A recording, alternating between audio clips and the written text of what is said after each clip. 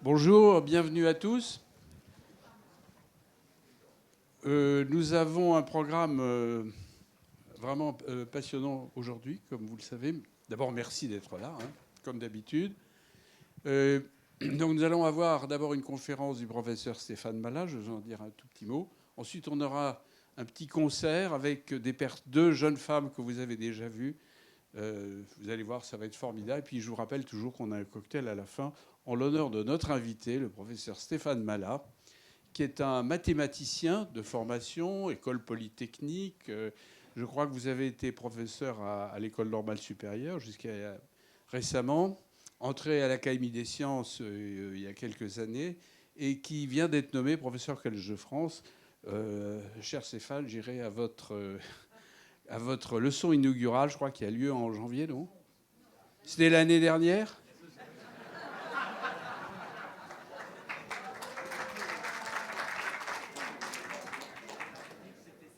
Ouais. Elle était pas mal. Bon. En tout cas, cher Stéphane, vous allez nous parler d'intelligence artificielle avec toutes les questions concernant les big data. Peut-être, j'espère, une petite référence au fonctionnement, à la complexité du fonctionnement cérébral, avec cette question pour moi qui est tellement mystérieuse, c'est de savoir comment, à partir de millions de données qui sont éparses, comment on arrive à redécouvrir quelque chose qui n'a jamais été placé dans les big data. Je pense en particulier aux images de faciales, la reconnaissance faciale de personnes qui n'ont jamais été vues par les machines. Alors on attend avec beaucoup d'intérêt votre conférence. Merci, cher Stéphane.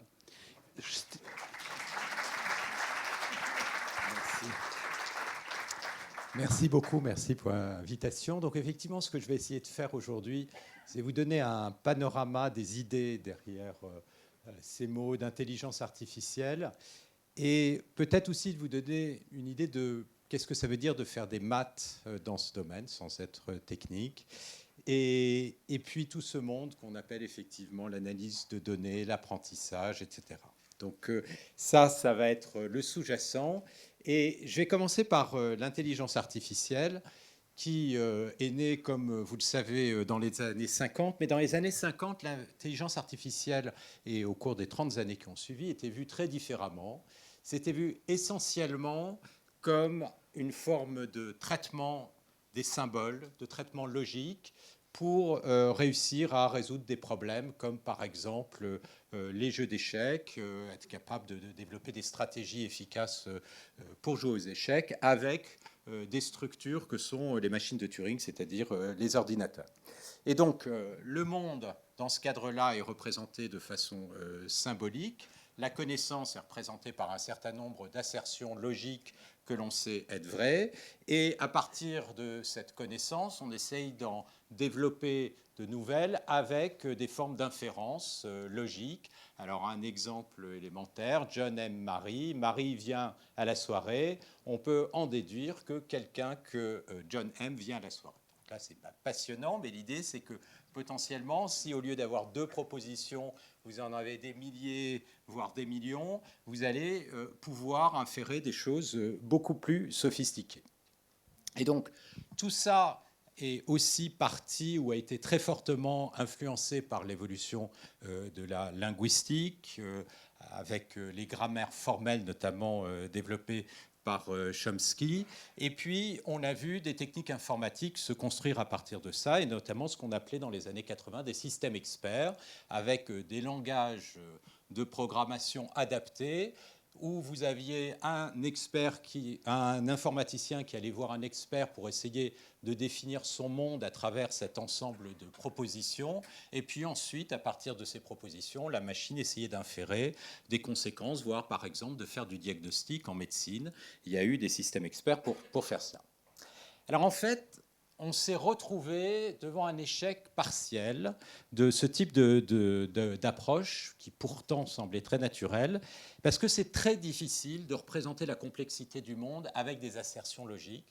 Comme vous le savez, il y a des exceptions constamment, et la notion de règle est aussi très compliquée. c'est très difficile d'établir des relations entre des systèmes un peu compliqués directement avec des règles logiques. Ce qui fait qu'on s'est retrouvé avec une explosion du nombre d'assertions, du nombre de règles. C'est très fastidieux et très compliqué de définir ces assertions. Et au bout d'un moment, eh bien, on n'a pas pu attaquer des problèmes qui étaient véritablement compliqués. Et donc, on a vu apparaître au cours des années récentes des approches qui sont très différentes et très fortement basées sur, comme mentionné, l'analyse de données. Et là, on s'est retrouvé devant un balancier où on est passé d'une approche complètement rationaliste à une approche qui est en ce moment de plus en plus empirique. Alors c'est ce balancier, puisque après tout, ce domaine, il s'agit d'extraire de la connaissance, donc on se retrouve dans un domaine voire de philosophie qui est très classique, de théorie de la connaissance. Et on sait bien que dans ce domaine, il y a vraiment deux approches extrêmes. Une approche complètement rationaliste, où vous aurez à l'extrême Platon qui va se méfier totalement de toute connaissance pouvant être issue du monde, et toute connaissance véritable est une connaissance innée, avec l'autre extrême, si vous voulez, Aristote. Et puis à travers les âges, on retrouve constamment ce balancier qui est exprimé de façon différente, avec par exemple Descartes, pour qui la physique et la médecine ne sont pas des vraies sciences parce qu'elles sont basées sur l'expérience, l'expérimentation. La seule vraie science, c'est les mathématiques. Et vous avez de l'autre côté et une école beaucoup plus anglo-saxonne, Locke, Hume, pour qui la connaissance ne peut être, dans le cas de Locke, que issue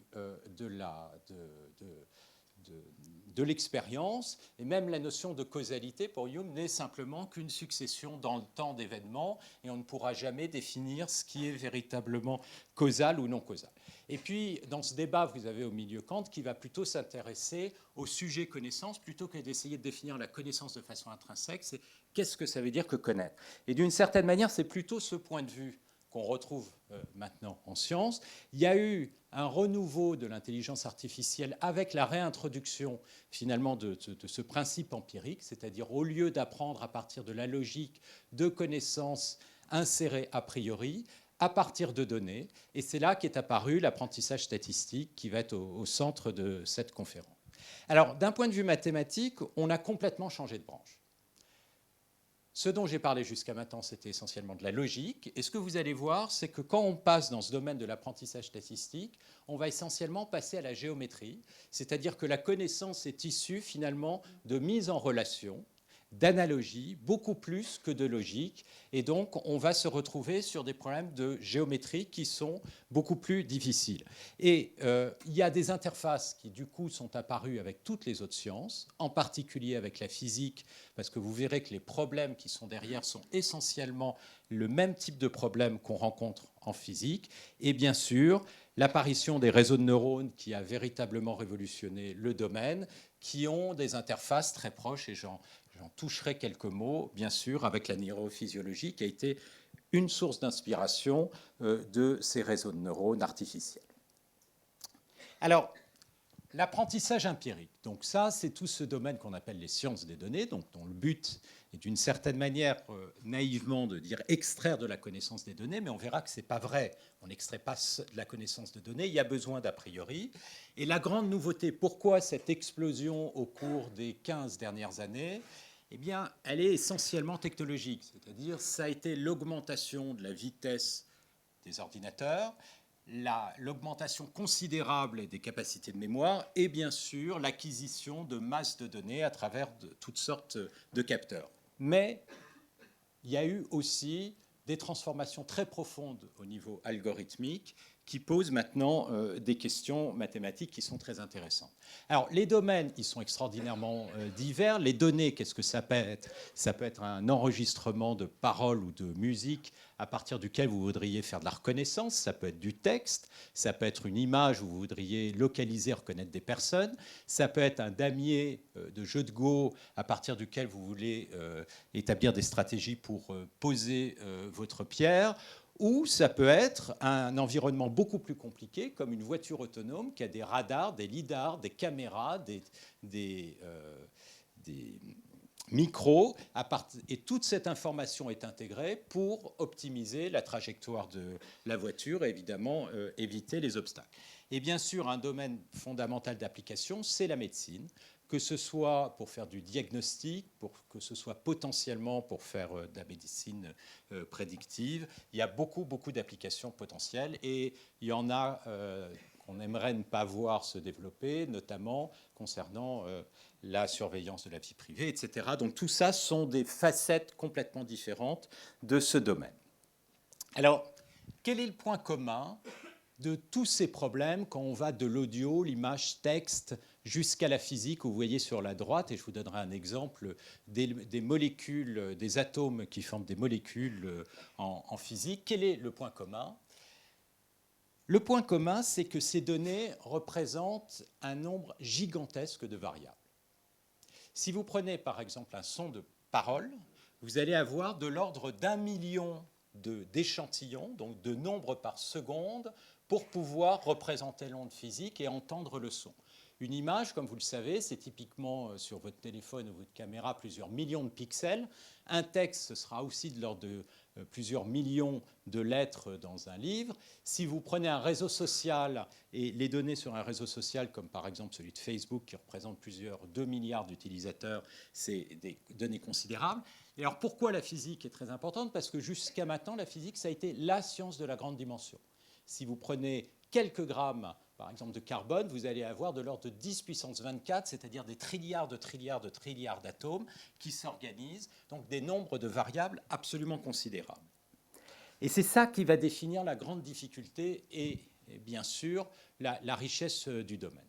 Alors, vous avez deux types de problèmes dans ce monde. D'un côté, les problèmes de modélisation, où ce que vous aimeriez, c'est comprendre la nature des données, comprendre ce que c'est qu'une vraie image par opposition à du bruit ou d'une image non structurée. Et il y a des applications, par exemple, pour mieux synthétiser, restaurer des images, comme par exemple en IRM fonctionnel, pour faire de la compression d'images, etc. Et puis il y a ce deuxième domaine qui est beaucoup plus proche de l'intelligence artificielle, qui va consister à poser une question, et à partir des données et d'une information a priori qu'on aurait, d'essayer d'inférer ou de calculer, d'estimer une réponse à la question. Et donc, la question, elle peut être d'ordre quelconque, reconnaître encore une fois une musique, une image, savoir quel est l'auteur d'un texte, etc. Et ça va se faire avec des algorithmes qui vont apprendre, et c'est ce qu'on appelle l'apprentissage statistique, qui est essentiellement à la base du renouveau de l'intelligence artificielle. Quand on parle maintenant d'intelligence artificielle et des applications de l'intelligence artificielle, en dehors de quelques très rares cas, il ne s'agit plus de logique, il s'agit essentiellement d'apprentissage statistique. Alors, ce que je vais essayer de faire, c'est de vous donner une idée de qu'est-ce que c'est, quels sont les principes derrière cet apprentissage statistique, qu'est-ce que ça veut dire de développer un algorithme. Donc on va prendre un exemple tout simple, une image. Donc là, vous avez une image de chien, et en maths, généralement, quand on a une variable, on l'appelle x, donc je vais l'appeler x, ça c'est mon image de chien, et puis on pose une question. Donc quel est cet animal ? Et la réponse c'est y, dans ce cas-là, c'est un chien.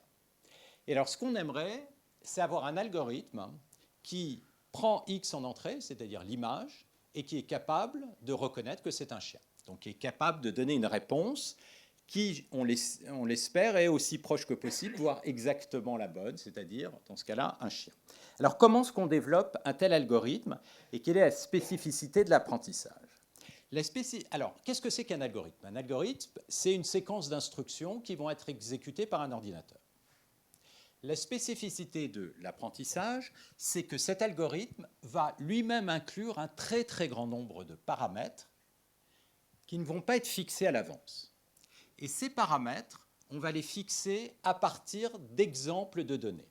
Alors qu'est-ce que c'est qu'un exemple ? Eh bien, dans ce cas-là, c'est une image, que j'appelle ici XI, pour lequel je connais la vraie réponse, c'est-à-dire je sais que c'est un chien, c'est un cheval, c'est un chat, etc. Et ça, cette réponse, je la donne à l'ordinateur. Et qu'est-ce que l'algorithme va essayer de faire ? Dans la phase d'apprentissage, il va essayer d'optimiser, autrement dit de configurer les paramètres, de façon à ce qu'il donne la bonne réponse sur les exemples qu'on lui a donnés. Donc ça n'a rien de magique, d'accord ? On lui donne les exemples et les réponses, et tout ce qu'il a à faire bêtement, c'est se configurer pour donner les bonnes réponses, d'accord ? Répéter les réponses. Donc ça, a priori, ça n'a aucun intérêt. Ce qui est potentiellement très intéressant et qui était ici évoqué, c'est la capacité ensuite de pouvoir généraliser. C'est-à-dire maintenant, si on lui donne une nouvelle image, qui puisse apprendre qu'effectivement c'est un chien ou un chat. Autrement dit, à partir de nouvelles x, de trouver une réponse y tilde qui est aussi proche que possible de la vraie. Donc toute la question d'un point de vue mathématique, ça va être de comprendre dans quelles conditions est-ce qu'effectivement on peut généraliser. Et puis vous avez la facette informatique du problème qui va consister à développer des algorithmes efficaces pour le faire. Alors on est actuellement dans une phase où l'informatique a une énorme avance sur les mathématiques. C'est-à-dire que vous avez actuellement des algorithmes qui sont très efficaces, notamment les réseaux de neurones profonds dont je parlerai, et on comprend très très mal d'un point de vue mathématique pourquoi ça marche aussi bien, quelles sont les raisons, et j'essaierai de vous expliquer un peu comment est-ce qu'on peut poser ce type de questions d'un point de vue mathématique. Donc, grosso modo, les maths sont derrière actuellement et loin derrière. Alors, ceci étant, cette idée de généralisation, elle n'est pas si compliquée que ça, elle est même très simple. L'idée, elle est simplement basée sur le fait que si vous avez des régularités a priori, si vous, par exemple, lorsque vous allez tracer une courbe, bien, vous n'allez pas calculer, par exemple, quand vous faites une expérience, les valeurs, donc vous avez un paramètre, et puis le résultat de votre expérience, vous allez calculer quelques points, et puis ensuite vous allez dire, entre, je peux interpoler en mettant ma courbe, parce que ma courbe, très probablement, elle est régulière. C'est le même principe. Le principe, c'est que vous avez un phénomène qui est régulier, vous avez quelques exemples, et vous allez interpoler entre les exemples, et ainsi inférer ou estimer la réponse pour des points inconnus. Alors, je vais vous donner ici un exemple qui serait, imaginez que vous ayez un bol, et dans votre bol, vous avez de l'eau. Est-ce que vous aimeriez savoir si l'eau est sous forme gazeuse, liquide ou solide? Alors, pour ça, vous faites une expérience et vous mesurez deux choses, la pression et la température de l'eau dans votre bol. Donc, une expérience, ça consiste à mesurer la pression et la température. Donc, vous avez deux valeurs que vous pouvez ainsi représenter sur un plan. Et ensuite, la question, c'est est-ce que c'est de la glace liquide vapeur? Là, vous êtes à 30 degrés, pression normale, ça va être très probablement sous forme liquide. Et puis, vous faites plein d'expériences, vous allez avoir plein de points, et quand la température devient très basse, vous allez observer que c'est plutôt de la glace. Quand la température devient très haute, en fonction de la pression, vous allez observer que c'est plutôt sous forme gazeuse. Et puis, maintenant, on vous donne un nouveau point, et on vous dit, est-ce que c'est sous forme gazeuse, liquide ou vapeur? Alors là, on voit bien comment est-ce qu'on va essayer de raisonner. On a trois zones. On va essayer de définir la frontière entre ces trois zones. Et puis, suivant la position du point par rapport à ces trois zones, on verra si c'est sous la forme gazeuse, liquide ou autre. Alors, cette frontière, comment elle est? A priori, je pourrais la mettre comme ça. D'accord? Ça pourrait être très bien une frontière admissible. Tous les points là sont bien liquides, gazeux, etc. Mais quand on voit ça, on se dit non, il y a quelque chose qui n'est pas très naturel. La physique, finalement, ce sont des phénomènes qui sont plutôt réguliers. Donc la frontière, on se dit plutôt ça doit être quelque chose d'assez régulier. Donc on peut essayer de tracer une frontière régulière. Et là, dès que vous imposez que la frontière est régulière et qu'il passe le plus loin possible des expériences pour être assez sûr, vous voyez que vous êtes assez contraint. Et vous allez inférer ce genre de frontière. Et là, dans ce cas-là, on voit bien que ceci est sous forme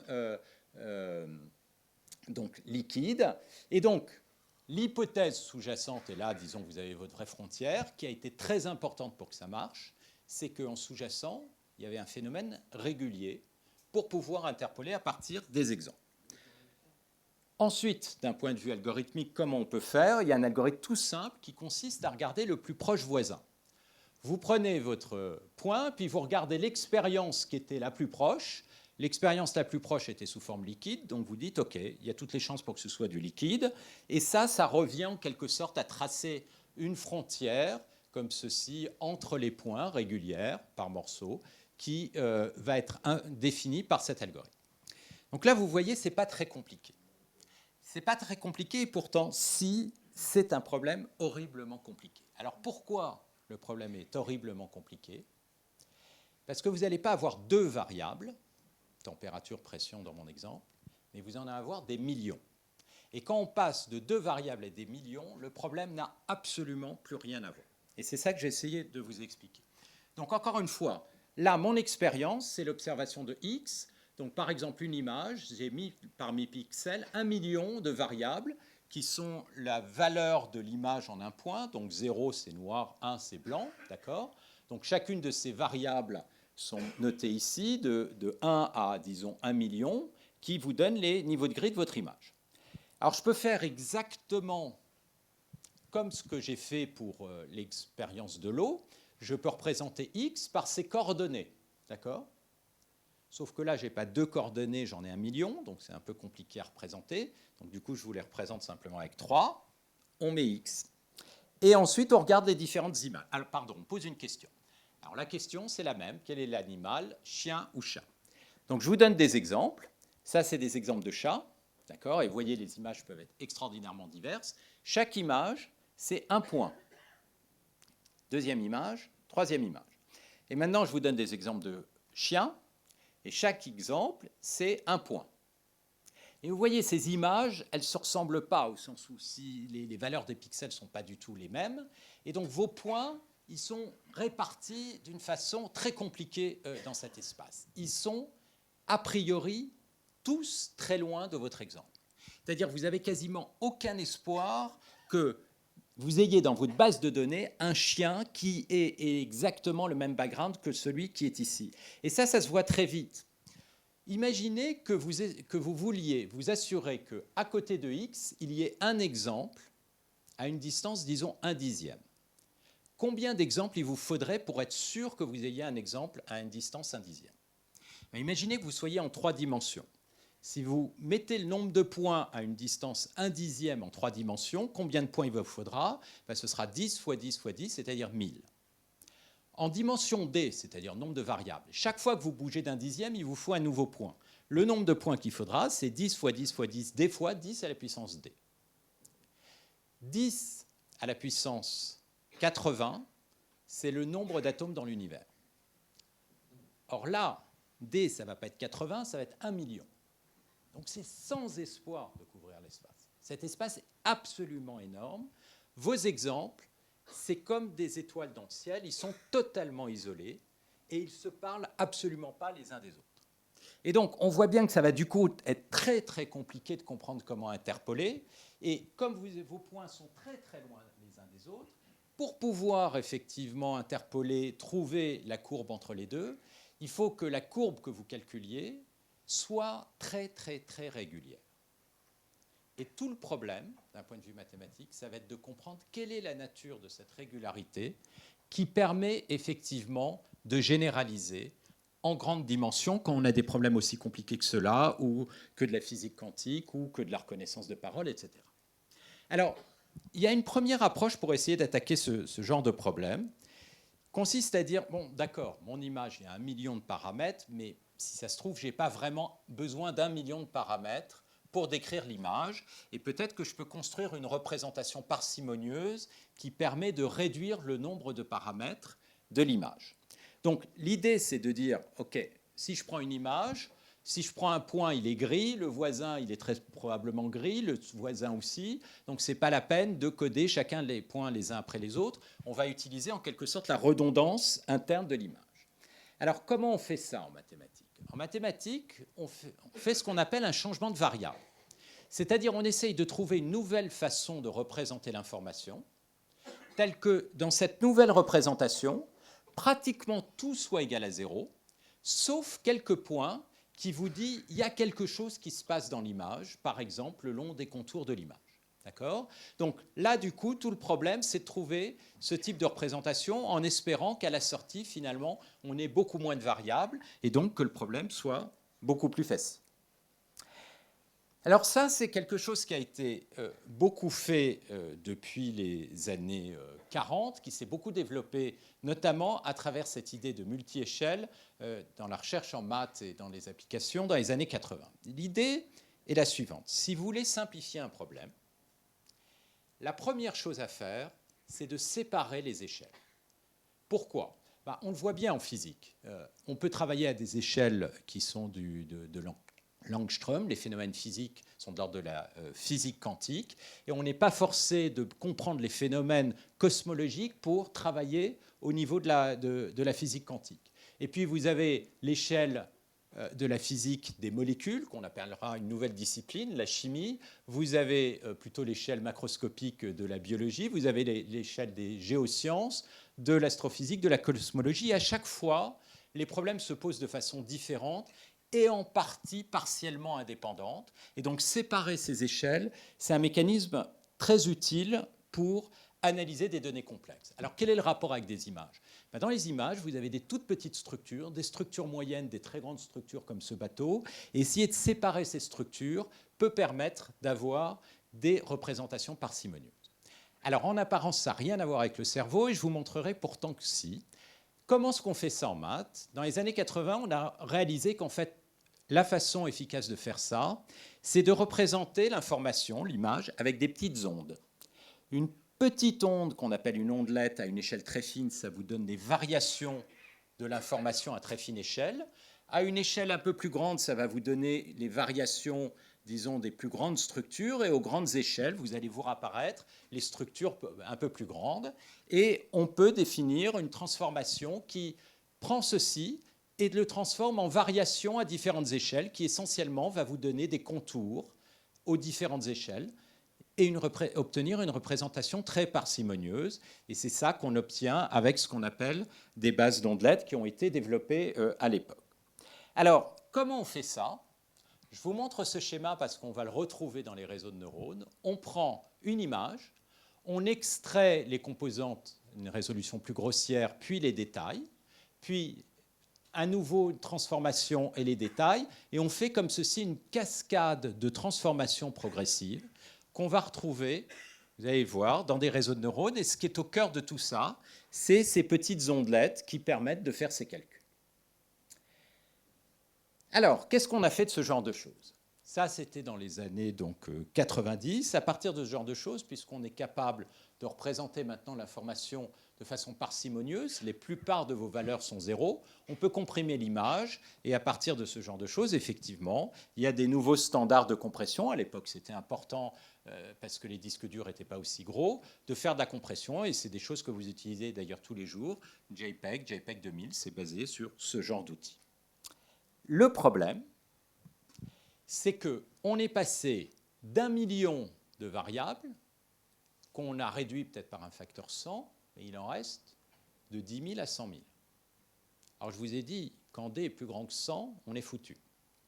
Donc ça, c'est encore beaucoup, beaucoup trop gros. Et donc là, on a abouti à une forme d'échec partiel, de se rendre compte, non, ça ne va pas être suffisant d'essayer de réduire, c'est peut-être utile, mais ce n'est pas suffisant pour comprendre le problème. Et pourtant, quand on regarde du côté de la neurophysiologie, on sait bien, et ça a été les découvertes de Hubel et Wiesel, qu'on voit apparaître des espèces de petites ondelettes. Si vous regardez dans le cortex visuel, et notamment dans la région V1, vous avez des cellules neurones qui, en première approximation, se comportent comme des transformations linéaires. Et vous avez eu des milliers d'articles qui ont essayé de caractériser ces transformations. Et ça, c'est extrait d'un article de neurophysiologie qui essaye de caractériser ces cellules. Et on voit apparaître des espèces de petites ondelettes. Ce sont les réponses de ces cellules qui sont organisées dans une structure d'hypercolonne avec différentes échelles, différentes orientations. Alors évidemment, le mystère, c'est qu'une fois que vous sortez de V1, eh bien, vous avez des transformations beaucoup plus compliquées, beaucoup plus non linéaires, où ces informations sont agrégées. Ces informations sont non seulement agrégées, puis vous voyez des espèces d'insensibilité qui apparaissent, qu'on appelle des invariants, auxquels je parlerai un tout petit peu. Et là, ça devient de plus en plus compliqué jusqu'à ce que vous arriviez dans une zone comme V4, où vous avez des invariants beaucoup plus spécialisés, et ce qu'à un moment on a appelé des neurones grand-mère, c'est-à-dire ou des petits réseaux très spécialisés, capables de reconnaître votre grand-mère, quelle que soit son expression, quelle que soit la façon dont elle se comporte, etc. Donc on voit des choses de plus en plus sophistiquées au fur et à mesure. Ces ondelettes, elles apparaissent juste au tout début. Mais ce qui est étrange, c'est qu'on voit le même objet mathématique apparaître dans un contexte complètement différent, c'est-à-dire sur la cochlée. si vous prenez le petit organe qui est enroulé à l'intérieur de votre oreille, donc on appelle la cochlée, vous avez des cils. Eh bien, ces cils font exactement le même type de transformation mathématique, c'est-à-dire une espèce de transformée en ondelette, même exactement une transformée en ondelette. Et puis à nouveau, vous passez à travers toute une série de transformations beaucoup plus compliquées vers le cortex auditif. Et on voit, pareil, des espèces d'invariants qui apparaissent. Alors, tout ça sont des choses qui ont été faites dans les années 70, 80, 90. Et évidemment, une des questions qui s'est posée, c'est pourquoi on voit apparaître ces ondelettes? Est-ce que c'est pour comprimer l'information? Et quelle est la nature des transformations qui apparaissent après? Alors, je vais reprendre mon parcours en revenant sur ce problème de classification. Donc, qui, on le verra, va rééclairer ces questions de neurophysiologie, en tout cas en petite partie. Donc le problème, c'est qu'il va falloir éliminer cette malédiction de la dimensionnalité. L'espace est absolument énorme, donc les frontières sont potentiellement très compliquées à calculer là-dedans. Donc qu'est-ce qu'on va essayer de faire? On va quand même pas complètement se décourager et on va à nouveau essayer de transformer les variables. C'est-à-dire essayer de construire une nouvelle représentation qui aura à nouveau un certain nombre de variables. Et on croise les doigts, et ce qu'on espère, c'est que dans ce nouvel espace, eh bien, la discrimination soit très facile. Et qu'est-ce qui peut être le plus simple possible pour discriminer deux ensembles de points? N'oubliez pas, chaque point, c'est une expérience. Donc ça, c'est un chien, ça, c'est un chat. D'accord? Comment les discriminer? Le plus facile, ce serait que la frontière soit plate, c'est-à-dire un plan. Ça veut dire quoi que vous discriminez ces deux ensembles avec un plan? Ça veut dire que si vous vous baladez orthogonalement à ce plan, vous allez passer d'un domaine à l'autre. Donc quand vous bougez le long de cette ligne, en fait, vous avez un critère discriminant qui permet de différencier un chien d'un chat. Alors je vais vous donner un exemple beaucoup plus simple. Prenez un problème, qui en apparence n'est pas forcément si simple, de reconnaître des voitures de pompiers. D'accord? Vous avez des images de voitures. Une image de voiture, ça peut être très compliqué. Le background peut être très compliqué. Et il faut savoir si vous avez une voiture de pompier ou pas. Il y a une procédure très simple que vous pouvez imaginer. C'est bêtement compter le nombre de points rouges. Et comme les pompiers se baladent dans des gros camions rouges, eh bien, vous avez des chances que vous ayez beaucoup plus de points rouges. Et donc, si vous avez suffisamment de points rouges, si vous comptez le nombre de points rouges, vous allez passer des voitures de pompiers aux voitures de standard, même s'il y a quelques points rouges pour les voitures standard. Donc, dans ce cas-là, pourquoi le problème est simple? Parce que je connais le critère discriminant et il ne va pas toujours marcher très bien. Le gros problème, la grosse question, ça va être évidemment de trouver ce critère discriminant. Mais avant d'essayer de le trouver, on va essayer de comprendre un peu intuitivement qu'est-ce que ça veut dire de séparer comme ça des données avec un plan. Alors, séparer des données avec un plan, il est caractérisé par la direction orthogonale au plan. La direction orthogonale, elle a des coordonnées. Donc, pour savoir si je suis à gauche ou à droite, vous pouvez me faire confiance. Ce qu'il suffit de faire, c'est prendre votre point, qui a des coordonnées, et les multiplier simplement par les coordonnées du vecteur orthogonal. Et si cette somme de produits, qui revient en quelque sorte à prendre chacune de vos coordonnées et les pondérer, faire la somme, si c'est plus grand qu'un certain B, je suis à gauche, donc je suis un chat. Si je suis plus petit, je suis un chien, donc je suis dans l'autre classe. Qu'est-ce qu'on est en train de faire? On est en train d'organiser un vote, en quelque sorte, des données. Chaque information partielle, chaque critère comme ceci, chaque descripteur, est une information très, très, très partielle sur la réponse. Et ce que vous faites, c'est que vous agrégez toutes ces informations partielles en les faisant voter avec un poids qui dépend d'une certaine manière de la confiance que vous pouvez avoir. Et si ce vote est très largement au-dessus du seuil, alors vous passez d'une classe à l'autre classe. Donc essentiellement, ça revient à faire ce type de vote. Et donc, une fois qu'on a compris ça, il ne reste plus qu'un problème, c'est de trouver comment est-ce qu'on trouve ces fameuses coordonnées V'1, V', telles que, miraculeusement, le problème soit séparé par un plan. Et le plus que, eh bien, c'est tout le problème. C'est tout le problème. Est-ce que vous le connaissez a priori? Ça, c'est le cas où vous avez une expertise qui vous dit c'est ça les critères importants, par exemple, pour faire un diagnostic médical. Ou est-ce que vous êtes sur un problème où finalement vous n'avez aucune idée? Parce qu'un chien d'un chat, ça peut sembler facile, mais si vous regardez un chien, ça peut être un Doberman, ça peut être un Chihuahua. Et le Chihuahua, il ressemble peut-être plus à un chat qu'à un chien du point de vue de gens qui n'auraient pas vu beaucoup de chiens ou de chats. Donc c'est très compliqué. Et finalement, quand on arrive à des problèmes comme ça, on ne connaît pas bien souvent quels sont les bons critères. Et donc les critères eux-mêmes, on a envie de les apprendre. Et c'est ça le point de vue qui est apporté par ces réseaux de neurones.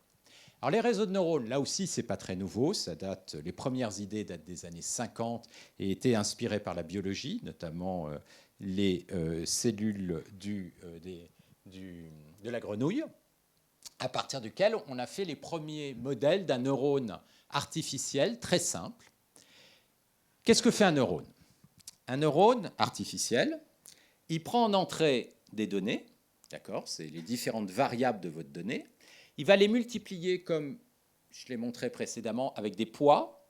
Ça, c'est en quelque sorte les dendrites du neurone, qui chacune va multiplier l'entrée par un poids. Le corps du neurone, il va simplement sommer le résultat et regarder si le résultat est plus grand que le seuil B ou pas. Et s'il est plus petit que le seuil B, c'est 0, la sortie. Ça, la somme est plus petite que B. S'il est plus grand que B, alors on va sortir la valeur moins B. Donc vous allez avoir un neurone qui, la plupart du temps, va rien sortir. Il va être très parcimonieux. Et de temps en temps, il va vous envoyer une réponse si ce qui rentre est suffisamment large relativement au seuil d'excitation. Alors, le neurone, dans les petits dessins, je vais le représenter comme ça. Vous avez des entrées. Chaque entrée va avoir des poids, et c'est ça qu'il va falloir apprendre. Et vous avez votre axone qui va vous donner une sortie. Donc, un neurone, c'est en quelque sorte le plan séparateur dont je parlais tout à l'heure. Là où ça va devenir beaucoup plus intéressant, c'est quand vous allez commencer à construire des réseaux avec ces neurones. Alors, c'est quoi un réseau de neurones? Vous allez avoir vos entrées. Ici, c'est votre donnée, c'est votre image que vous allez mettre dans le réseau. Et vous allez avoir plein de neurones qui vont prendre toutes ces entrées. Et ça, c'est ce qu'on appelle la première couche. Donc, ils vont prendre les entrées, les multiplier par des poids et donner une sortie. Voilà toutes les sorties de la première couche. Et maintenant, les sorties de la première couche vont être traitées par une nouvelle famille de neurones qui vont être sur la deuxième couche, qui vont à nouveau sortir des valeurs, qui peuvent être cascadées dans des couches suivantes, jusqu'à la dernière couche. Et ici, j'ai appelé phi de x ma dernière couche. Et cette dernière couche, je fais une simple combinaison linéaire pour avoir la sortie. Donc, si vous repensez au problème dont j'ai parlé, eh bien, le réseau, en quelque sorte, il construit le changement de variable ici, et puis à la fin, il fait un simple vote pour avoir la réponse. D'accord ? Maintenant, dans ce réseau de neurones, vous allez avoir potentiellement des millions de paramètres. C'est quoi les paramètres du réseau de neurones? Chaque neurone a autant de paramètres qu'il a, ça correspond au nombre d'entrées. Donc, vous avez le nombre de neurones multiplié par le nombre d'entrées. Dans le réseau, vous allez avoir des réseaux absolument énormes, d'où vous allez avoir des nombres de paramètres de l'ordre du million, voire du milliard plutôt. Et qu'est-ce que vous allez essayer de faire? C'est fixer ces paramètres. Donc là, vous avez un algorithme standard d'apprentissage, vous avez un algorithme, des paramètres, et vous avez des exemples. Et donc, ce que vous allez faire, c'est fixer les paramètres de manière à ce que vos réseaux vous donnent la bonne réponse sur les exemples que vous avez donnés. C'est ce qu'on appelle la phase d'entraînement qui se fait avec des algorithmes d'optimisation dont les propriétés mathématiques restent très mystérieuses, mais qui donnent des résultats spectaculaires, et j'en parlerai un peu plus tard. Alors, quand on regarde ça, on a l'impression qu'on est passé dans un monde totalement empirique. Totalement empirique parce qu'on apprend tout. D'accord ? Vous avez votre entrée, vous apprenez tous les poids, vous avez juste des exemples. Et en fait, non. Non, on n'est pas dans un monde complètement empirique parce qu'il y a un a priori. Et qu'est-ce que c'est que l'a priori? C'est l'architecture du réseau. Et l'architecture du réseau, elle est fondamentale. Si vous avez un réseau qui est mal architecturé, il ne va pas apprendre. Il faut, pour être capable d'apprendre, d'avoir une architecture qui va refléter la nature du problème. Et c'est là qu'il y a eu une très jolie contribution, très belle contribution de Yann Lequin, qui a proposé une idée simple et très belle, qui consiste simplement à dire la chose suivante. Si je prends par exemple une image, donc mon X est une image. Si je veux reconnaître un objet, par exemple ce micro, le micro, je ne sais pas où il est, il peut être là ou là. Donc comme je ne sais pas où il est dans l'image, a priori, le neurone qui regarde cette partie de l'image ou cette partie de l'image, elle va faire le même type de transformation. Donc j'aurai le même type de poids ici et ici. Et ça, c'est ce qu'on appelle un filtre, même genre de choses dont j'ai parlé précédemment, ce qu'on appelle aussi en maths une convolution. Donc, des filtres qui vont être, ou des poids de neurones invariants par translation. Donc là, vous êtes en train de contraindre l'architecture parce que vous avez une connaissance a priori sur le monde physique et vous savez que sur le monde physique, les objets se déplacent, vont bouger et la nature des objets ne va pas changer quand ils bougent. Et ensuite, vous réappliquez ce même principe après. Ça, c'est la sortie de la première couche qui va être à nouveau transformée par une série de neurones qui vont traiter tout ça, mais qui vont à nouveau être invariants par translation, c'est-à-dire une convolution, faire la deuxième couche, etc. Et les supports sont petits, ils vont juste regarder des petites parties, mais au fur et à mesure que vous faites ça aux différentes échelles, ça commence à ressembler à ce dont j'ai parlé, c'est-à-dire ces espèces de transformés multi-échelles qu'on retrouve dans les ondelettes. Alors, quelle a été l'énorme surprise ? L'énorme surprise, ça a été de réaliser que le même type d'architecture fonctionne pour des problèmes aussi différents que le traitement d'image, l'audio, pour faire des diagnostics médicaux, pour faire de la traduction ou pour calculer l'énergie de molécules en chimie quantique. Donc des problèmes qui en apparence n'ont strictement rien à voir, et pourtant le même type d'architecture est capable de le traiter. Ça veut dire quoi que le même type d'architecture est capable de le traiter ? Ça veut dire que ces problèmes qui en apparence sont totalement différents ont en fait le même type de régularité d'un point de vue mathématique. Et tout l'enjeu, c'est de comprendre c'est quoi la nature de cette régularité qui permet de relier des problèmes de physique à de la traduction, à de la parole, etc. Alors, les applications, par exemple, c'est la voiture autonome, où vous avez actuellement des voitures avec des caméras qui, en temps réel, sont capables de capturer les images, de les segmenter, de reconnaître, de prédire des trajectoires de passants de manière à les éviter, etc. Donc vous avez les applications industrielles sont absolument considérables. Mais je vais revenir sur le problème scientifique. Donc il y a plusieurs types de problèmes. Un des problèmes qu'on imagine immédiatement, c'est mais si ça c'était des ondelettes, est-ce que ça pourrait refléter le type de traitement qu'on a dans V2, V4 par exemple pour la vision ou dans le cortex auditif? Quel est le lien avec la neurophysiologie? Est-ce qu'il y en a un? Et puis évidemment, d'un point de vue mathématique, pourquoi ça marche? Là, si vous prenez votre dernière couche, tout se passe bien, vous faites une combinaison linéaire, vous avez résolu le problème. Donc ça veut dire que votre frontière, qui au départ était horriblement compliquée, vous l'avez rendue super simple. Un simple plan est capable de résoudre le problème. Donc d'une certaine manière, votre réseau a aplati toutes les frontières entre les différentes classes. Et donc la question, c'est comment? Alors, il y a un certain nombre d'idées intuitives qu'on voit apparaître. La première idée, c'est que quand on va de plus en plus profond dans un réseau comme ça, eh bien, au départ, le réseau agrège des informations de façon tout à fait locale, et puis il agrège de plus en plus, de plus en plus. Donc on voit apparaître un espèce d'axe d'échelle qui fait qu'à la fin, un point ici va dépendre de toute l'image, donc d'une transformation qui est beaucoup plus globale. Deuxième chose, on observe que les réponses des neurones sont très parcimonieuses. Un peu comme dans un vrai système neuronal dans le cerveau, les neurones, peut-être par économie d'énergie, mais aussi pour d'autres raisons mathématiques ici, répondent juste de temps en temps. Et puis, on observe quelque chose, c'est que les couches profondes deviennent de plus en plus invariantes. Alors, invariant, ça veut dire quoi? Et je vais un peu détailler ça. Je l'ai dit, par exemple, le micro, pour le reconnaître, peu importe sa position. Donc, vous voulez être invariant par rapport à la position du micro, voire potentiellement sa rotation, voir si je le déforme, etc. Et ce type d'invariants, on les observe quand on commence à regarder les réponses neuronales, les réponses dans un réseau de neurones comme celui-ci. Alors, je vais juste vous donner une idée de ce que peut être de faire des maths là-dedans et comment poser ce type de problème. Donc le problème tel qu'on l'a vu, au départ, vous avez des points avec une frontière horriblement compliquée. Et ce que vous avez, c'est trouver une transformation phi qui, tout d'un coup, vous a complètement aplati la frontière. Le problème, c'est de comprendre comment est-ce qu'on peut faire une chose comme ça. Alors, si vous prenez un point de vue de physicien, on va faire un petit saut conceptuel. Au lieu de regarder simplement les points, je vais regarder comment on peut bouger un point. Donc, comment on bouge un point? Eh bien, on bouge un point avec ce qu'on appelle une transformation, T, qui va me bouger mon point X en un point X'. Et parmi toutes les transformations, je vais en considérer certaines particulières. C'est les transformations qui préservent la réponse. Donc, qui va transformer un chien en un chien, qui va transformer un chat en un chat. Et une transformation qui préserve, comme ceci, un système, on appelle ça une symétrie. Alors, la notion de symétrie, vous la connaissez bien. Vous prenez un carré. Si vous prenez votre carré et vous le transformez en faisant une rotation de 90 degrés, c'est toujours le même carré. Donc, transformation de 90 degrés, c'est une symétrie. Un cercle, il y a beaucoup plus de symétrie. N'importe quelle rotation vous définit ça. Or, vous avez un mathématicien qui a une histoire très romantique, qui est mort à 22 ans dans un duel pour une femme.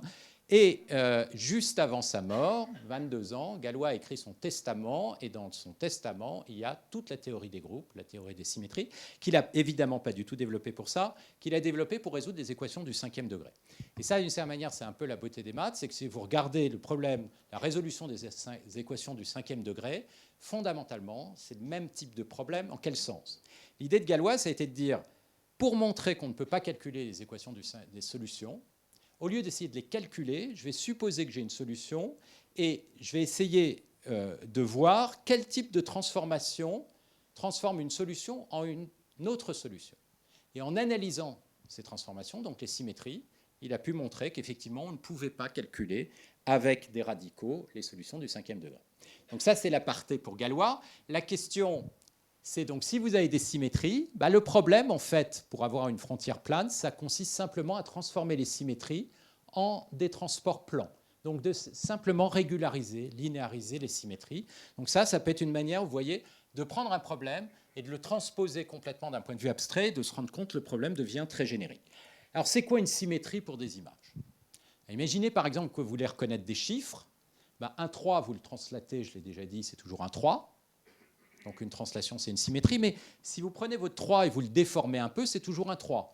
Donc une petite déformation, c'est toujours une symétrie, un 5 pareil. Si vous prenez des images comme ceci, comme des peintures, tant que les déformations sont petites, c'est toujours plus ou moins la même peinture, le même visage. Quand elles deviennent grandes, là, c'est plus une symétrie. Vous allez passer d'une classe à l'autre. Donc ça, c'est des transformations qu'on appelle des déformations, des difféomorphismes. Et vous pouvez vous balader comme ça sur toute la peinture italienne et européenne en transformant vos objets avec ces difféomorphismes. Donc ça, c'est une balade mathématique en peinture. Alors, je reviens à mon problème. OK. Il y a un miracle qui fait que ces réseaux de neurones semblent aplatir les frontières et donc semblent linéariser toutes ces symétries. Pourquoi? Comment? Alors, comment est-ce qu'on attaque un problème comme ça? Alors, une des manières de l'attaquer, c'est de regarder les coefficients là-dedans. Vous vous retrouvez devant 1 milliard de coefficients, qui est un bordel innommable, et c'est pas très loin du type de problème dont vous vous retrouvez quand vous faites de la neurophysiologie et que vous insérez vos électrodes pour essayer de comprendre la réponse. D'ailleurs, le même type de techniques qui étaient utilisées en neurophysiologie ont été transposées pour faire de l'expérience sur ces machines-là. Donc c'est assez étonnant. Ils sont créés certes par l'homme, par un algorithme, mais on ne les comprend pas. Il y a une deuxième manière que, par contre, on ne peut pas du tout faire en neurophysiologie, sauf si on regarde peut-être des animaux plus simples, c'est effectivement de simplifier le système. Alors, une manière de simplifier le système, c'est de se dire, et si j'apprenais pas ces poids, est-ce que je peux les fixer a priori? D'accord? Ces espèces de poids qui, miraculeusement, résolvent le problème. Et si je dois les fixer a priori, j'ai des poids, a priori, qui sont des bons candidats, c'est des ondelettes, parce que je sais que les ondelettes, elles apparaissent, je sais qu'elles ont des bonnes propriétés mathématiques. OK, collons des ondelettes partout, et on va regarder si ça marche. D'accord? C'est-à-dire, on va voir si on fait aussi bien qu'un réseau de neurones. Et coller des ondelettes, ça fait du sens, parce que je sépare les échelles, et ça, je sais que ça va me permettre de linéariser des symétries, comme les déformations, etc. Donc, on peut justifier très bien que ce genre de choses fait du sens. Donc, on va avancer comme ça. Alors, pour regarder si ça marche, on prend des problèmes et on essaye de regarder si ça marche aussi bien qu'un réseau qui apprend. Alors, évidemment, quand vous faites ce genre de choses, généralement, vous choisissez le problème pour que ça marche de manière à publier. D'accord. Et donc, vous en trouvez, c'est déjà pas mal. Et donc, ça, c'était parmi les types de problèmes. Ça, c'est un problème de chimie quantique, d'accord, qui est pourtant un problème compliqué. Vous prenez vos atomes, la position des atomes, vous savez que c'est du carbone, de l'oxygène ou autre, donc vous connaissez le nombre d'électrons. Et ce que vous aimeriez, c'est calculer l'énergie de cette molécule. Donc ça, c'est un problème fondamental dans toute la pharmacologie, pour savoir si vous avez des molécules qui sont stables ou pas, dans la science des matériaux, etc. Comment on fait ça normalement? Eh bien, on résout les équations de Schrödinger. Vous avez des équations de Schrödinger à n corps, donc c'est horriblement ça demande une quantité de calcul absolument horrible. Et là, vous pouvez approcher le problème de façon beaucoup plus naïve en disant, OK, je ne connais rien à la physique, mais j'ai du bon sens et il y a quelques éléments que je connais sur le problème. C'est quoi les a priori? Si vous prenez une molécule, vous savez que si vous la bougez, son énergie, elle ne va pas changer. Si vous la tournez, elle ne va pas changer. Si vous la déformez légèrement, elle ne va pas trop changer non plus. Donc en fait, vous avez un problème qui en apparence était au départ très différent d'un problème de traitement d'image, mais qui partage les mêmes symétries. Comme le problème partage les mêmes symétries, on va lui appliquer le même type de solution et donc des ondelettes. Et donc, on met des ondelettes, on regarde la réponse des neurones à l'intérieur du réseau, ça vous donne votre sortie phi de x, qui ressemble d'ailleurs en quelque sorte à des orbitales, et puis on agrège tout ça linéairement, et ça marche remarquablement bien, c'est-à-dire qu'on observe qu'on arrive à faire de la prédiction énergétique, donc d'énergie de molécules de chimie quantique, aussi bien que des réseaux de neurones qui ont tout appris. Pourquoi? Parce que dans ce cas-là, les réseaux ont essentiellement appris les symétries qu'on connaissait a priori. Donc ce n'était pas la peine de les apprendre, on pouvait les mettre directement dans le problème. Maintenant, vous avez des problèmes qui sont beaucoup plus compliqués. Et ça, c'est un problème beaucoup plus compliqué. Reconnaître dans ces images que, par exemple, ça c'est une mythe, ça c'est un container ship, un scooter. Là, vous avez à la fois un dalmatien, mais aussi des cerises, etc. Et là, vous voyez, vous avez un problème en très grande dimension, très, très différent, parce que les molécules sur lesquelles on avait travaillé étaient petites. Alors là, vous avez un nombre énorme de variables de l'ordre d'1 million. Et la grosse surprise qui a été créée par ces réseaux de neurones profonds dans les années 2012, c'est qu'ils arrivent à résoudre ce genre de choses. Et maintenant, on a des systèmes qui, sur cette base de données particulière qui s'appelle ImageNet, qui a de l'ordre d'1 million d'exemples et 1 millier de classes, obtiennent de l'ordre de 5% d'erreur, c'est-à-dire mieux que des humains qui passent le test. Alors, non pas que le système visuel obtenu soit meilleur que le système visuel humain, très très loin de là, pas du tout. Simplement, il se trouve que tout le monde ne connaît pas bien des chats de Madagascar ou de certaines choses et donc se plante. Donc la nature des erreurs n'est pas du tout la même. Ceci étant, malgré tout, le système fonctionne très très bien. Et si vous prenez par exemple des problèmes de reconnaissance de visage, eh bien, vous avez des taux de performance qui sont meilleurs que les taux de performance de reconnaissance visuelle. Donc là, qu'est-ce qu'on voit? Alors, si on essaye de faire la même chose avec des ondelettes, eh bien, l'erreur est beaucoup, beaucoup plus grande. Donc ça ne marche pas. Donc de toute évidence, il a fallu apprendre. Et donc à ce stade, on passe à la question suivante, c'est OK, il a fallu apprendre. Quelle est la nature de la connaissance qui a été apprise? Il y avait des a priori sur les symétries du système qui sont suffisantes pour expliquer le comportement de neurones comme V1, que ce qui se passe dans la cochlée, etc., pourquoi est-ce qu'on a envie de mettre des ondelettes, mais ensuite on apprend, et qu'est-ce qu'on apprend? Donc ça, c'est un des gros enjeux, et une des choses dont on commence à bien se rendre compte, c'est ce qu'on apprend, c'est en quelque sorte les patterns discriminants. C'est-à-dire, on a beaucoup moins envie de travailler simplement sur ces notions de groupe, mais quelque chose qui est très naturel, c'est de se dire, après tout, il y a de la structure, il y a des patterns, et il va falloir les apprendre. Mais il va falloir les apprendre dans un domaine où ils ne dépendent pas de leur position, de leur rotation, donc dans un domaine qui est déjà qui a des formes d'invariants.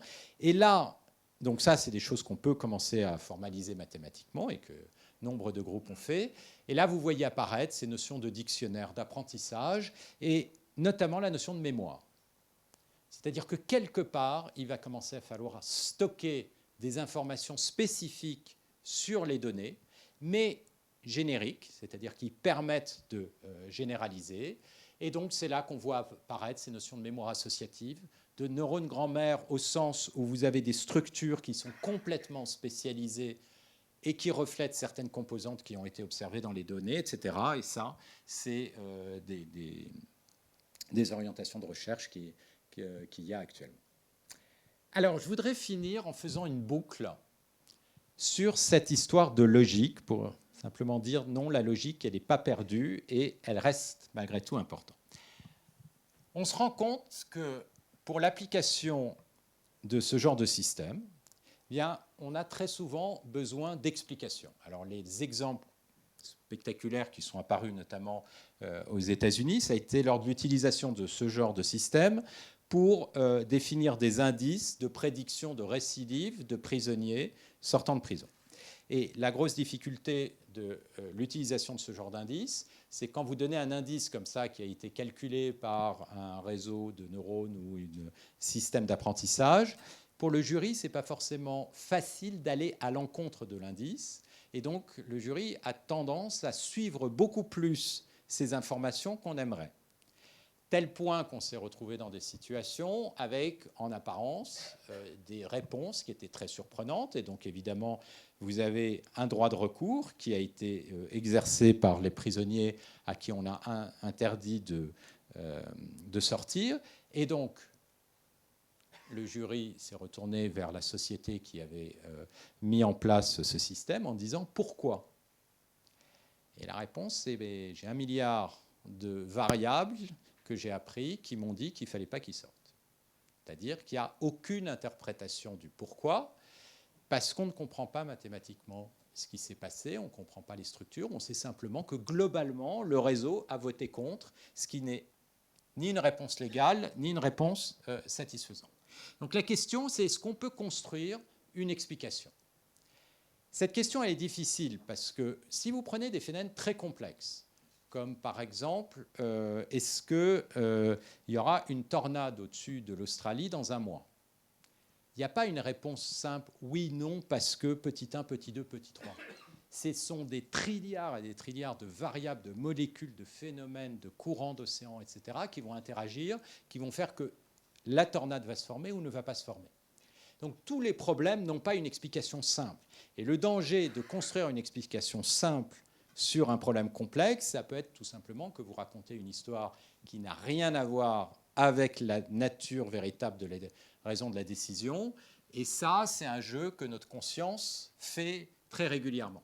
Donc le problème est intrinsèquement peut-être non explicable, n'empêche qu'on en a besoin. On en a besoin pour communiquer et aussi pour contrôler potentiellement les biais. Ces systèmes ont des biais qui sont simplement dus au fait que vous avez des bases de données, que l'apprentissage se fait à partir des bases de données. Si les bases de données sont biaisées, un exemple célèbre, ça a été le cas d'Amazon qui avait mis au point un système de recrutement. Et dès que le mot « femme » apparaissait dans un CV, il était mis immédiatement au-dessous de la pile. Tel point que si vous déclariez que vous êtes un homme, mais que vous avez été entraîneur d'une équipe de football féminine, hop, vous descendiez. Alors pourquoi ? Simplement parce que Amazon avait, jusqu'à des années un peu récentes, essentiellement engagé des hommes. Ils ont entraîné le système sur les recrutements passés, et donc vous avez ce biais qui perdure et qui est amplifié. Donc vous avez des tas de raisons pour lesquelles vous avez des biais, et donc du coup vous avez besoin d'une espèce de boucle de contrôle. Et cette boucle de contrôle, d'une certaine manière, et de communication, c'est un peu l'équivalent de l'intelligence consciente. Cet apprentissage statistique, vous pouvez le voir d'une certaine manière comme une forme d'intelligence inconsciente. Ça régule des systèmes tels que la perception, qui est essentiellement inconsciente dans notre cas, de beaucoup d'éléments d'action. Et on voit qu'on a besoin non seulement d'avoir un contrôle sur les réponses, mais aussi de pouvoir communiquer une forme de pourquoi. Il y a une autre raison pour laquelle on a envie de réintroduire la logique, c'est le fait que pour apprendre, il faut énormément d'exemples si vous ne pouvez pas transférer votre apprentissage d'un domaine à l'autre domaine. Et ça, évidemment, c'est très risqué. Si vous avez besoin de voir 1 million de fois un lion dans la savane pour le reconnaître, vous avez peu de chances de survivre. Donc vous avez besoin d'apprendre très vite. Après avoir vu quelques chats, quelques léopards, ça doit être suffisant. Et ces capacités de transfert de connaissances, ça peut être fait sans logique, mais la logique est aussi un instrument extraordinairement efficace, et l'inférence de la logique, pour faire de la généralisation, pour réduire la quantité de données. Donc d'une façon un peu générale, ça c'est actuellement une des frontières de ce domaine, c'est justement revenir vers la logique, de faire une forme d'intégration entre ce type d'apprentissage complètement géométrique à partir des données et d'a priori, et des inférences logiques, et de pouvoir remettre des notions telles que la causalité, qui est extraordinairement importante pour pouvoir, encore une fois, réduire la quantité de données. Donc, le problème n'est pas du tout résolu, et on est en train de boucler là-dessus. Voilà, je terminerai là-dessus. Merci.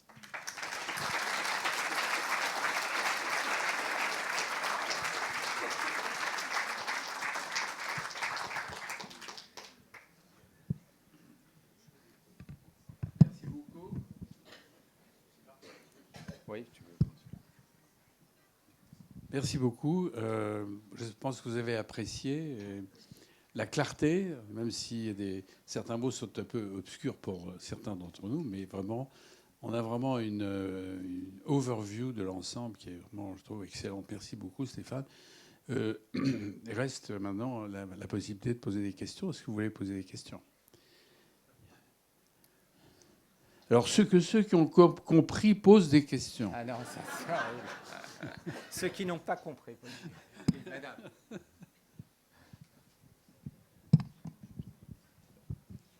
Merci pour votre exposé. Une question qui concerne la médecine et un domaine dans lequel il n'est pas question de faire d'erreur. Si on veut faire des diagnostics prédictifs, par exemple, comment fait-on pour valider des algorithmes ?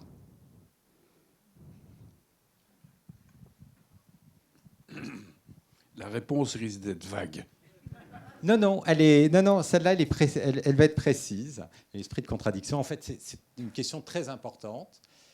Comme vous l'avez vu, c'est une démarche essentiellement empirique. Donc, c'est fondamental de valider. Comment est-ce qu'on valide ? On valide ça de façon statistique. C'est-à-dire qu'on prend ces données et on les sépare en deux. D'un côté, il y a une partie qui est utilisée pour l'apprentissage et il y en a une autre partie qu'on ne touche pas du tout, qu'on ne donne jamais au système. Et ensuite, on vérifie la précision des réponses du système sur les données qu'on n'a jamais utilisées pour l'apprentissage. Et donc, on regarde les taux d'erreur. Sur ces données, il faut que les données de test soient suffisamment larges pour que les taux d'erreur reflètent l'environnement. Et donc, c'est là qu'on voit toute la difficulté. C'est que si vous avez collecté des données sur des cas très particuliers qui ne reflètent pas la diversité des cas, par exemple, de maladies en médecine, eh bien, vous pourrez avoir l'impression que vous avez un système ultra efficace, alors qu'il va se planter chaque fois que vous avez des cas qui n'ont pas été incorporés dans les données.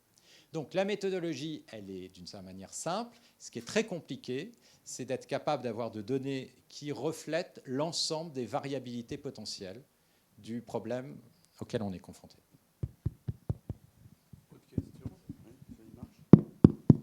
Merci. Oui, c'était vous. Merci. On entend parler de tout un questionnement éthique autour de l'intelligence artificielle, que ce soit dans les hubs qui viennent d'être créés, où il y a des comités d'éthique qui sont, ou dans les champs d'application de l'IA, dans le monde de l'entreprise, où on commence à s'interroger sur ce genre de choses. Comment vous l'intégrez, vous, dans tout votre travail et votre raisonnement ? Alors, ces problématiques d'éthique, elles viennent à deux niveaux. Elles viennent évidemment au niveau des applications. Il y a des domaines qu'on ne veut pas explorer ou dans lesquels on ne veut pas utiliser potentiellement ce genre de choses. Et les domaines militaires en font partie. Par exemple, avoir des systèmes d'armes qui décident automatiquement d'envoyer un missile ou autre. Et donc là, il y a des discussions, mais disons qu'on peut imaginer que ce sont des genres de choses qui sont actuellement développées. Mais donc là, il y a un véritable enjeu de surveillance, etc. Et puis, il y a un autre domaine, c'est véritablement sur le développement de ce type d'algorithmes. Parce qu'effectivement, on peut avoir des algorithmes qui vont, l'algorithme en lui-même fonctionner, mais donner des réponses totalement fausses parce que totalement biaisées. Et donc, les enjeux d'éthique sont aussi sur la façon de collecter les données pour que y ait pas, ça ne reflète pas des biais. Puis il y a autre chose, c'est le fait qu'il faut toujours faire très attention dans l'utilisation de ce genre de système sur les boucles de rétroaction. Il y a des cas célèbres là-dessus, par exemple l'utilisation de ce genre de système pour la surveillance policière, où on fait une prédiction sur où est-ce que les voitures de police ont intérêt à patrouiller. Et vous faites ça à partir des données passées, donc vous allez concentrer les voitures de police dans certains quartiers, et donc ça fait boule de neige, et du coup vous avez de plus en plus de statistiques d'infractions dans ce quartier, donc ça augmente, etc. Donc il y a beaucoup de problèmes sur l'utilisation, ces boucles de rétroaction, et sur les biais qui sont dans ces données. Merci beaucoup pour votre exposé. J'avais une question qui était plutôt une question de curiosité. Un neurone grand-mère d'un point de vue neurophysiologique, ça fonctionne comment? Qu'est-ce qu'il a de spécial? Alors, là, c'est terrorisant de répondre à cette question dans une audience comme celle-là. Je vais vous dire ce que j'ai vaguement compris. Voilà, ce que j'ai... et je crois que c'est aussi une notion qui est très discutée. D'abord, le fait que ce soit un neurone, probablement pas. C'est plutôt un petit réseau. Mais ce qu'on observe, c'est que vous avez des neurones ou des petits réseaux qui répondent de façon très spécialisée, qui vont par exemple reconnaître Cindy Crawford. C'est un exemple qui est pris parce qu'au cours d'une opération, comment on fait ça? C'est au cours d'opération, en injectant des électrodes sur des humains qui sont opérés, on pose des questions et on regarde, on observe qu'il y a des neurones qui deviennent ultra spécialisés pour reconnaître telle personne, ou Clinton et autres. Ça a été fait aux États-Unis. Et donc ça, on appelle ça des neurones grand-mère. Le point, c'est que ce neurone, il va répondre de la même façon, quelle que soit la variabilité de l'habit, de la position, etc. Et vous avez ces notions d'invariance. Donc c'est ça, cette idée de neurone grand-mère. Je profite pour poser une question. Réfléchissez à des questions.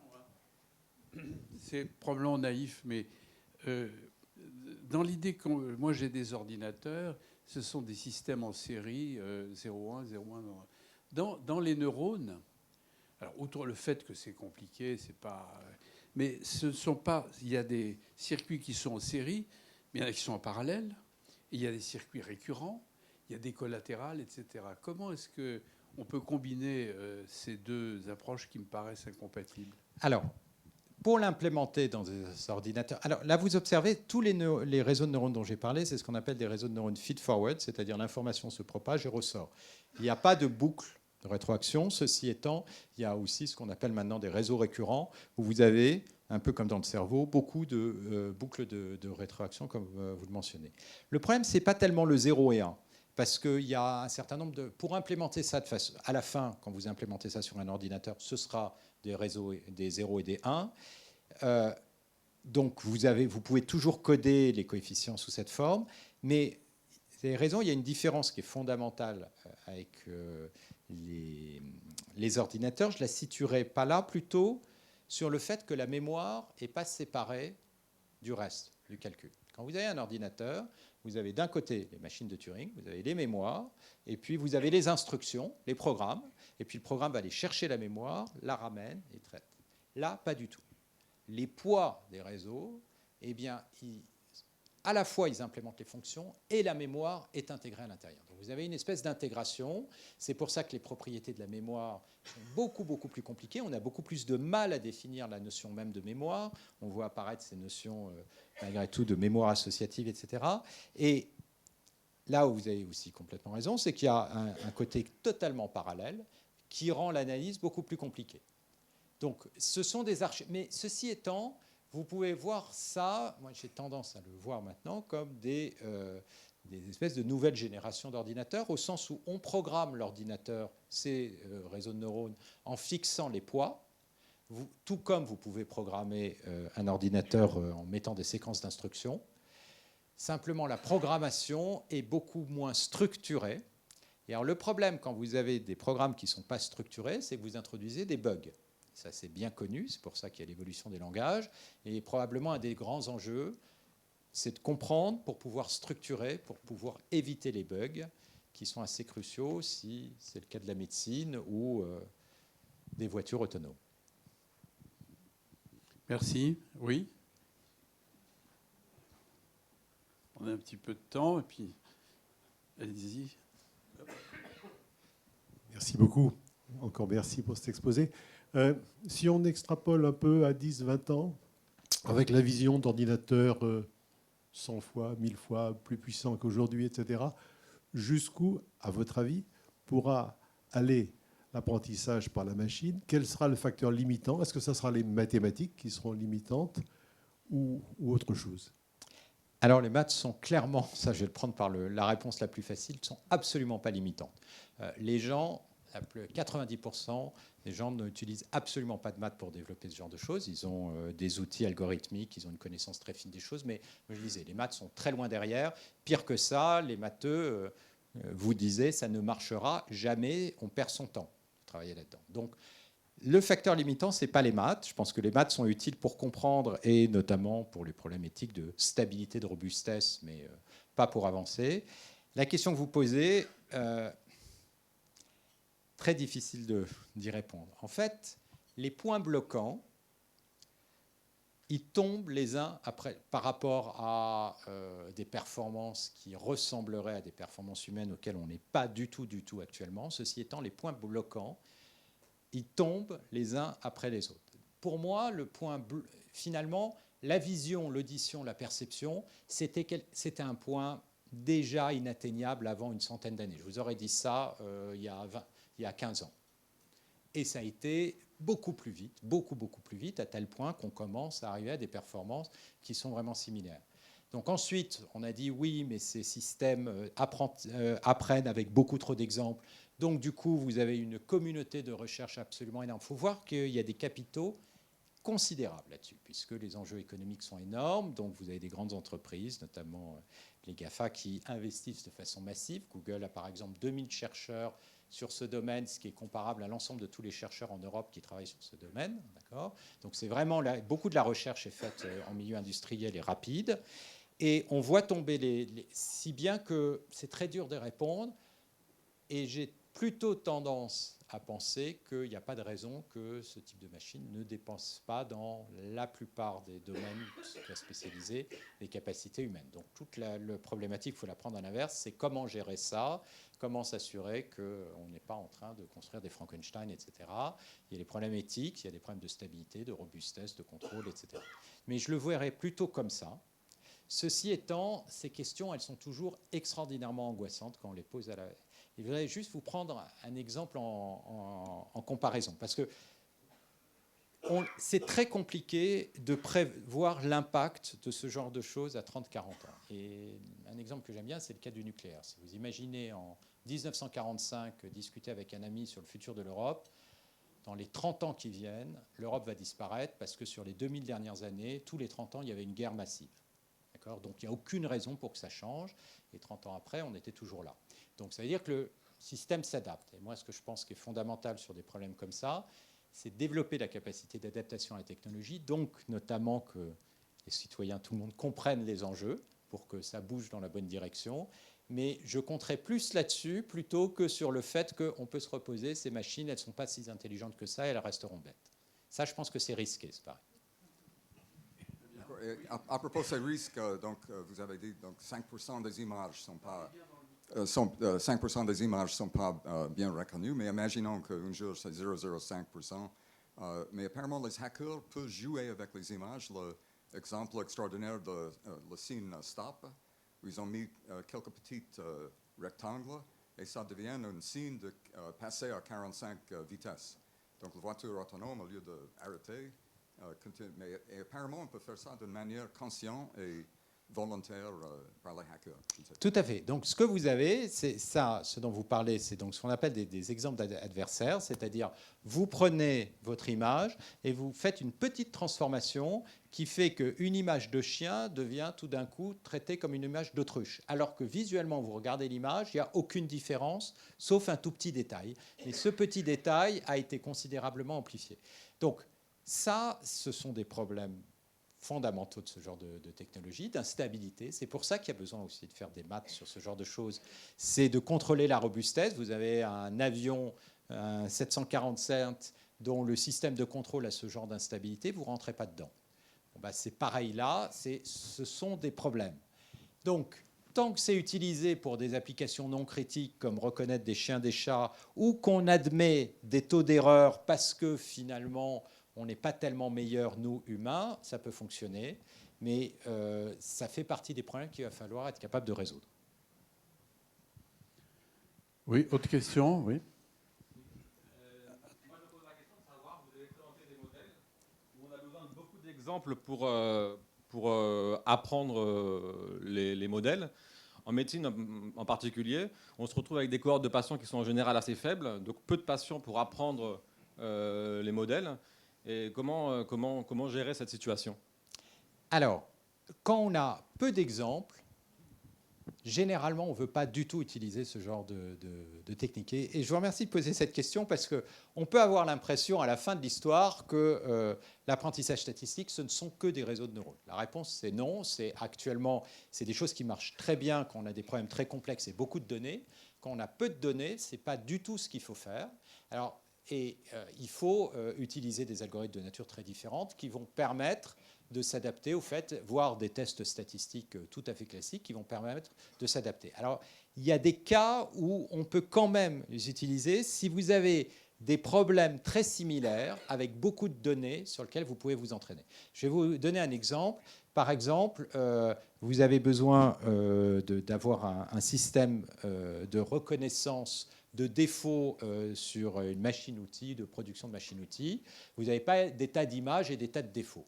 Ce que vous pouvez faire, c'est pourtant entraîner le système sur des chiens, des chats, des tas d'images d'Internet, et ensuite faire une forme de transfert d'apprentissage avec changer à la marge et essentiellement garder pratiquement toutes les couches du réseau, sauf la dernière, et entraîner la dernière. Donc il y a des cas où ce genre de choses marche, mais la plupart des cas, ça ne marche pas. Et il faut se méfier des gens qui vous proposent des solutions de réseau de neurones pour tout et n'importe quoi. Il y en a énormément, parce que notamment en publication, c'est plus facile de publier parce que personne ne comprend ce qui se passe, mais il y a des cas où ça vous donne absolument n'importe quoi, et une simple régression linéaire vous fera beaucoup mieux, ou d'autres estimataires tout à fait classiques. Oui, bonsoir. Moi, j'ai une interrogation qui vient plutôt du champ de recherche en sciences sociales. Dans le langage courant, on entend parler d'algorithmes de persuasion, notamment tous les enjeux de manipulation comportementale sur les réseaux sociaux. Est-ce que ça rentre dans votre champ d'analyse? J'ai l'impression que c'est très différent de ce que vous avez présenté en termes d'apprentissage statistique. Donc voilà, comment comprendre cette notion d'algorithme de persuasion, et est-ce que ça s'inscrit aussi dans votre champ de recherche? Alors, dans mon champ de recherche particulier, non, puisque moi je me place plutôt sur les principes de maths qui sont derrière, mais le type d'algorithmes qui sont utilisés ne sont pas très différents. Ce sont des systèmes d'apprentissage qui, alors je ne connais pas les détails dans ce cas particulier, mais ça reste, les principes restent assez similaires, c'est-à-dire vous avez des exemples, vous voyez les réactions en fonction de certaines modifications de données, comment les gens réagissent, vous pouvez apprendre des formes de régularité et donc inférer des modifications des messages pour pouvoir les influencer. Et donc, le domaine est essentiellement le même, mais le fait est, c'est que chaque fois que vous avez des applications différentes, les outils sont complètement transformés et adaptés. Alors, je ne sais pas si je réponds à la question, mais ce sont essentiellement le même type d'outils statistiques qui sont utilisés. Je ne peux pas m'empêcher de vous poser une question, moi qui me tarabuse beaucoup. Est-ce qu'une machine très très puissante, avec les algorithmes adaptés, peut apprendre à une autre machine? Probablement. Mais est-ce que si deux machines discutent entre elles, est-ce qu'il peut se créer une valeur ajoutée? Est-ce que 2 plus 2 peut faire 5? La réponse est oui, et il y a un très bel exemple de ça, c'est le système qui a battu le champion du monde de Go. Ça, c'est ce qu'on appelle, alors j'en ai pas du tout parlé, c'est l'apprentissage par renforcement. Donc c'est un système où il n'y a pas de données qui rentrent, il y a juste les règles, et ensuite la machine joue contre elle-même. Et chaque fois qu'elle gagne, eh bien, elle se modifie un peu en disant « Ah, ça c'était une bonne idée », donc elle l'intègre. Et il y a maintenant le dernier système qui a été mis au point, Au départ, ils avaient travaillé avec des parties standards qu'ils utilisaient au départ, puis ensuite la machine jouait contre elle-même. Et maintenant, la machine joue contre elle-même de A à Z.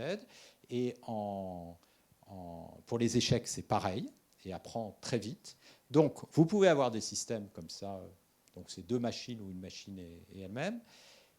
Et il y a une chose peut-être par rapport à la question de ce qu'on pourrait aller au-delà des performances humaines. Un des points bloquants que beaucoup de gens voient, c'est la créativité. D'accord ? Après tout, ce ne sont que des machines et donc elles ne seront pas capables d'être créatives. Plus compliqué que ça.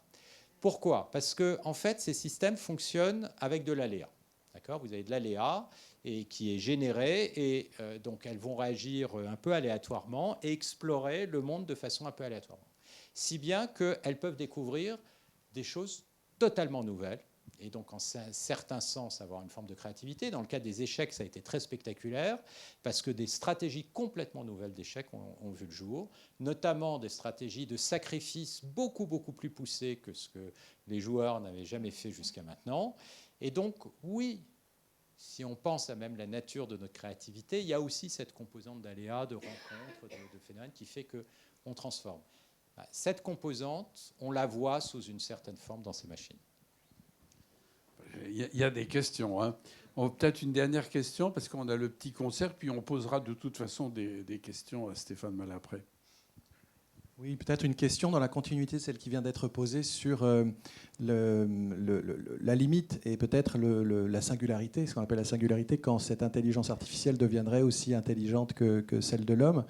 Et ce point que vous mentionniez, que vous qualifiez de créativité, qu'on pourrait peut-être associer plus à l'autodétermination et à la conscience de soi. Et en fait, la question que je voulais poser, c'est que on voit bien que là, il y a une approche par mimétisme. On voit qu'un cerveau apprend, pas seulement un cerveau humain, mais un cerveau d'animal apprend. Et donc, on utilise cette architecture en neurones et en synapses pour faire apprendre un système informatique. Mais en fait, quand on regarde un organisme comme le blob, en l'occurrence le blob, cet organisme unicellulaire qui n'a ni neurones ni synapses, on voit qu'il apprend aussi. Non seulement il apprend, mais en plus, quand il rencontre un autre blob, il transmet toute l'information.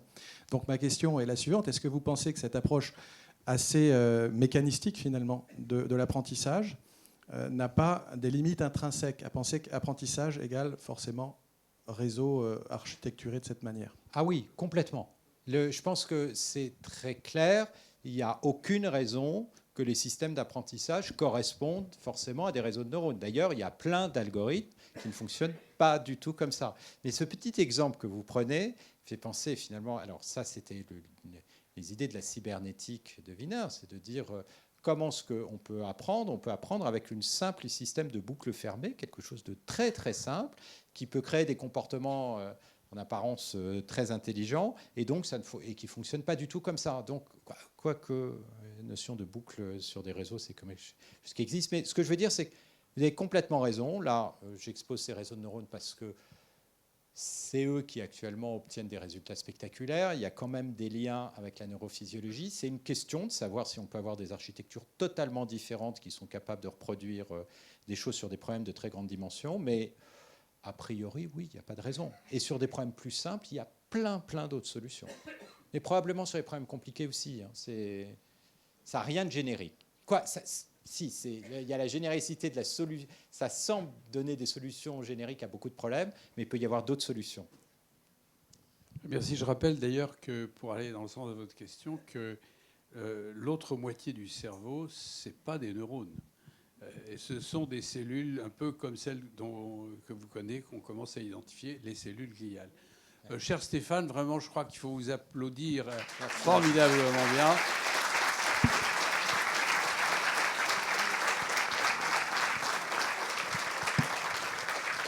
Merci beaucoup. Et on va demander à Emmanuel Naharo et à Cecilia Quilidici de venir une troisième fois passer quelques minutes avec nous avant le cocktail.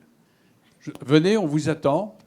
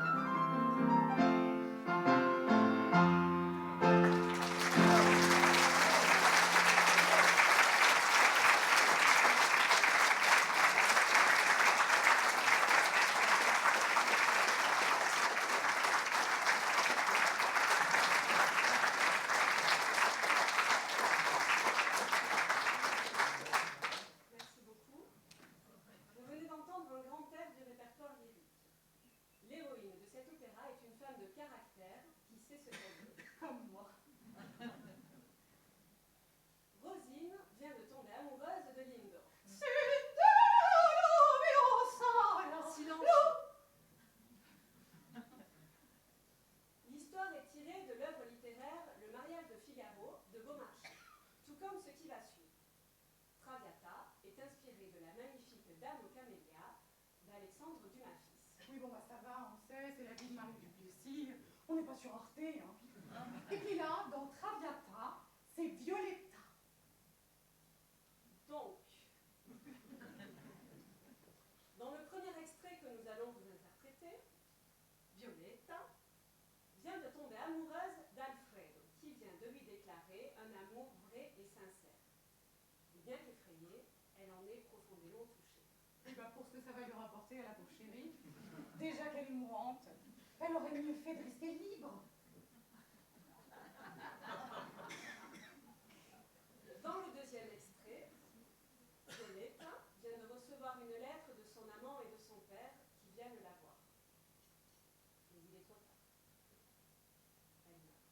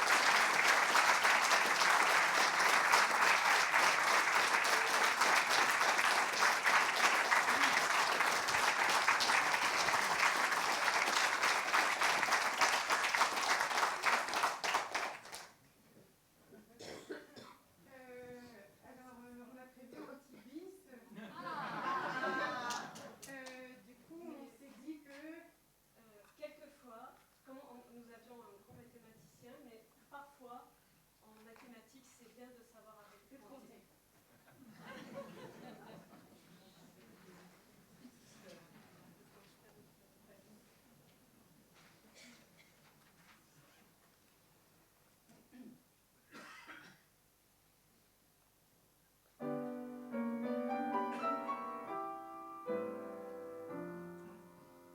Madame Stancho dit cette fille, ce n'est pas trop, mais c'est assez. La jolie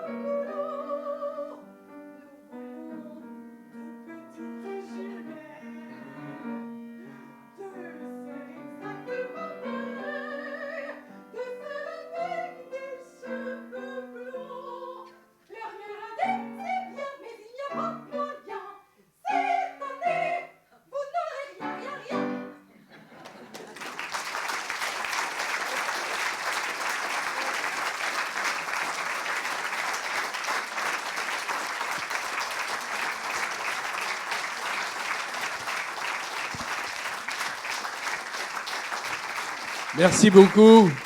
Merci encore. On vous a applaudi, vous avez vu ça. Merci pour le bis.